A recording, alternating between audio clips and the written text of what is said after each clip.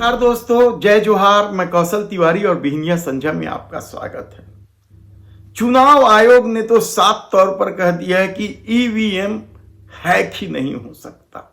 देश के प्रधानमंत्री तो चुनाव परिणाम अपने पक्ष में आने के बाद सीधे विपक्ष पर आरोप लगाते हैं कि ईवीएम का रोना अब शुरू हो जाएगा। लेकिन क्या सचमुच ईवीएम हैक नहीं हो सकता? लेकिन दुनिया के सबसे बड़े टेक्नोलॉजी आइकॉन ने कल खुलासा कर दिया कि ईवीएम आसानी से हैक हो सकता है। उन्होंने तो यहां तक कह दिया कि मुझे ना बताएं कि ईवीएम हैक नहीं हो सकता है। और चुनाव बैलेट पेपर ही सबसे शानदार विकल्प है, यह उस बड़े टेक्नोलॉजी ने कह दिया। लेकिन यदि एंटायर पॉलिटिक्स में डिग्री हासिल करने वाले या बीएससी एलएलबी करने वाले राजीव कुमार यदि दंभ भरते हैं या दावा करते हैं कि ईवीएम हैक नहीं होता है, तो फिर इसका क्या किया जाए? First level checking, randomization, second randomization, storage में रखना, स्टोरेज से बाहर निकालना, कमीशनिंग करना, कमीशनिंग के बाद वापिस स्टोरेज में रखना, फिर उसको पोलिंग डिस्पर्सल के दिन ले जाना, फिर उसको बूथ पे पहुंचाना, बूथ पे पूरा दिन वोटिंग कराना, फिर सील करना, फिर वापस स्टोरेज में रखना, फिर काउंटिंग के दिन निकालना, फिर पूरे दिन दिखाना। इसमें हर समय पर पॉलिटिकल पार्टी या उस कैंडिडेट या उसका एजेंट मौजूद रहते हैं। दरअसल चुनाव परिणाम को लेकर जिस तरीके के सवाल उठे हैं, इसके कई उदाहरण हैं कि ईवीएम की हैकिंग को लेकर विपक्ष क्यों सवाल उठा रहा है। क्योंकि जमीनी तौर पर माहौल कुछ और दिखता है, परिणाम कुछ और आते हैं। अचानक मतों की संख्या बढ़ जाती है और लोकसभा चुनाव में तो जिस तरीके से 79 सीटों पर मतों को लेकर सवाल उठाए हैं, क्या अब भी इस देश में ईवीएम पर चुनाव कराकर लोकतंत्र को बचाया जा सकता है? यह बेहद गंभीर सवाल है। हरियाणा चुनाव में भी इसी तरह के सवाल उठे। चुनाव आयोग के द्वारा कांग्रेस की आपत्ति खारिज करने के बाद कांग्रेस ने न्यायालय का भी दरवाजा खटखटाया।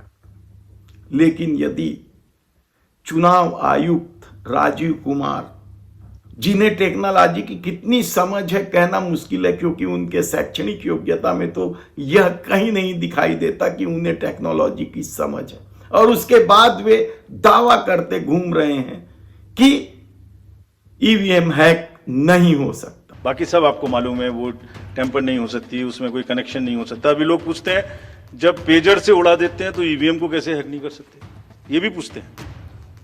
जब कोई किसी कंट्री में पेजर से उड़ा दिया तो ईवीएम हैक हो जाएगी। अरे भाई, पेजर कनेक्टेड होता है, ईवीएम कनेक्टेड नहीं होती।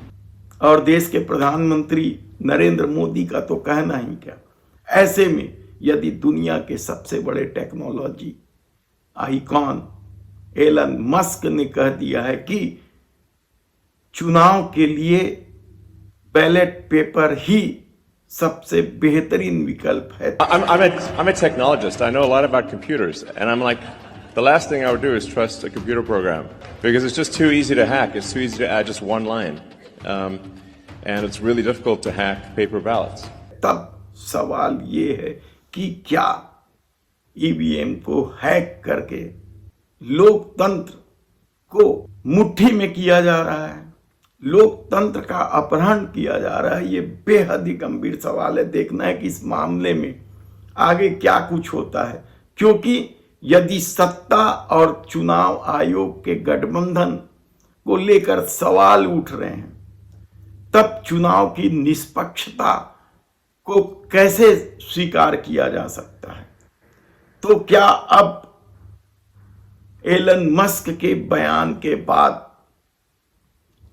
न्यायालय को स्वतः संज्ञान में लेकर इस मामले का हल करना चाहिए? क्योंकि ईवीएम को लेकर कितने ही सवाल उठे हैं।